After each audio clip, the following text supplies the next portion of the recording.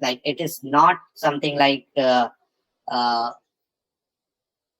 valid one. Okay, and that's where we came to know that ABC has done certain things. Okay, is a malware. Okay, when we investigated, and then we looked at the Apache logs. Okay, and we looked at the logs, and that's where we came to know, okay, what were the get request that Apache has served to the client, and we came to know what is specific. So there was a zero attack. So like if a specific kind of a request, if a specific kind of malicious get request is sent to the Apache web server, okay, it was actually kind of getting compromised, and it was actually kind of letting the attacker get hold of the server. Okay, so there was a malicious get request that the Apache received, and that's where the Apache failed, and it somehow ended up giving the access to the user, to the attacker. And the thing is that we found out that from the log file, and then from the log file itself, we tried to find out there are also certain deleted entries. So we tried to kind of scrap the deleted log files from the server, and that's where we got to know that, okay, what are the other things, like there were few SQL injection attacks that were made out by the attacker, and we found out that there were two things. Okay, the first thing was that there was a addition of credentials by the attacker. So that would give them the persistence mechanism. So even if we would have removed the Apache, we would have patched the Apache, but then also attacker would have the persistent mechanism. They would be able to kind of access the server as an admin mode. Okay, so we saw that in the log file happening. Okay, the other thing what we also did was that, just for an example, let's say it happens normally that the log file would not be there. Okay, and let's say even if the log file is there, the security functional guys are not able to kind of understand how to kind of infer from the log. So what we also did is that we asked the service team, okay, guys, what are the databases, like what are the connections that are made from this server that is handling the web server, and this web server, what are the connections that are being made as a whole. Okay, so that's where that's where we got to know that, okay, the connection will be towards a database server. Okay, so we treated that database server as also as compromised, even though there was no log entries as initial. We treated that, okay, if someone has got hold of this web server, then definitely they can jump to the databases or any other web server that is connected to this compromised web server. Okay, so in the database server, we ask the database team to run a quick analysis and let us know if there are any kind of suspicious entries in the database. Okay, so they actually came out with that credentials that they told us that there is a username which has like admin privilege. They can kind of access any kind of files, and the thing is that this is not known to us. So that's where we came to know that, okay, the attacker has not just compromised the web server, they have also figured out how to kind of achieve the persistence mechanism. So they know that, okay, as security person, once we get to know that, okay, the server has been compromised, the first thing we'll do is that we will try to kind of turn off this server. The second thing what we will do is that we'll turn on this server once the Apache has been kind of fully patched. Okay, but thing is that most of the time what the thing will happen is that the security professional will forget that they also need to kind of check the database. Okay, so thing is that we checked the database, we found out that there was a malicious entry over there. And then one of the questions that I asked over there, which no one asked, coincidentally, was that I asked them, because I did the system design course, is that are there any kind of replication that has happened after the time this credentials was added? That's where the answer came, unfortunately, as yes. And when the security team looked at the database credentials, they found out that entry was also over there. Okay, so now since they have removed this entry, the malicious entry from the main database, and let's say thing is that they would be happy, but let's say after a certain amount of time this replicated database was made as the master server.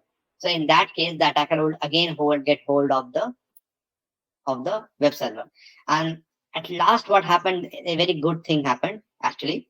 The good thing what happened is that the attacker were not actually the attacker. They were the external security researchers who were trying to kind of compromise the web server to win the bug bounty program that our company, I think Microsoft was running that long back. Okay. And so thing is that they were able to kind of get hold of the server. Okay. So thing is that that's where we came to know that okay, this is not attacker. And then once we got to know that it is external security researcher, so then we worked with them closely and we tried to understand like have we taken all the steps to eradicate them from our systems, and are there any mechanism that they have implemented extra that we don't know about. Okay. And luckily the thing is that we have covered all the steps that they have done. Okay. So in that case, what we also came to know that is the security researcher was not knowing about the database replication. Okay. So if so luckily, even because of that, if they would have tried the access after a month or so, they would have been able to get that. Okay.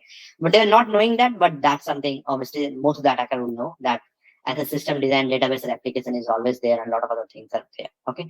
So this was a very interesting case. And now as you see, like the investigation is not just that you got a server, you scope that out. You need to scope that in a much better way. What are the different things? What are the different components? Or what's the time frame? And what are different connections from this compromised server to all. And then you need to treat that all the connected components are somehow compromised. Okay. And then you need to kind of check out like do an analysis of all the connected components. Uh, are there any kind of specific entries or are there any kind of malicious entries that have been made on that Apache on the connected components? Okay. So that's where the system design come into picture. I hope I had answered your question. Do you require any further clarification on this one? Okay. If not, I will kind of go forward and I hope I am audible. Okay. So let me do thing one, guys. I'll just quickly turn off my fan. Just give me 1 second.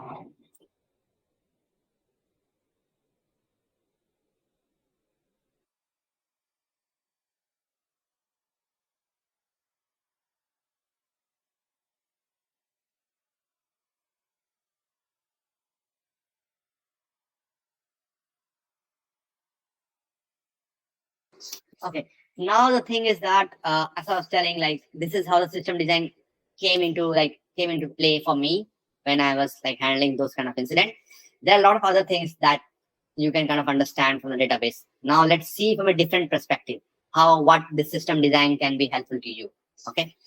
So there in the system design, there is a concept called as choke point. Okay.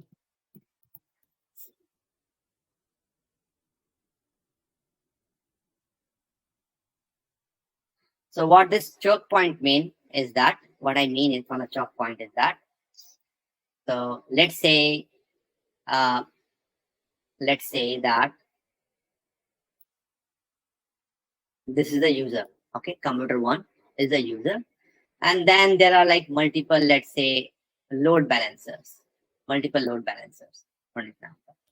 Okay, or let's say there is one load balancer over here. Okay, one load balancer, and then there are multiple servers in the backend, like server one, server two, server three, server four.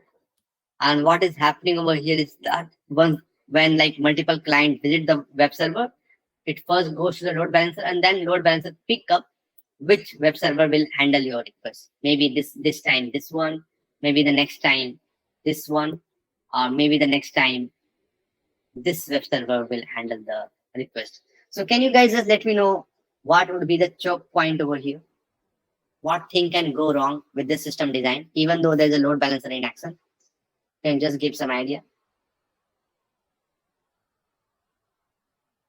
Any guess? I hope I'm audible, right? Sir, this goes on a round robin base, right? It can be multiple things. It can be round robin. Okay. It can be any. Yeah. Okay. Yeah. So what can be the choke point in system design? Can you